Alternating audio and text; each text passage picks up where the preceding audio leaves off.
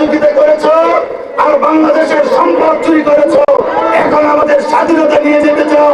এটা যদি সহযোগিতার জন্য তোমাদের দাবি হয়, আমাদেরও দাবি, আমাদের পূর্বপুরুষদের শাসনকৃত অখণ্ড ভারত আমরাই আবার শাসন করবো ইনশাআল্লাহ। আরেক কথা বলি, বাংলার ভিত্তিতে যদি স্বাধীন হবে তাহলে বাংলাদেশ আমাদের, কলকাতা আমাদের, আসাম আমাদের। শুভেন্দু অধিকারী, তুমি যদি রাজনীতির নামে মুসলমান নিধনের সিদ্ধান্ত নিয়ে থাকো তাহলে আমাদের কলকাতা আমরা নিয়ে আসবো।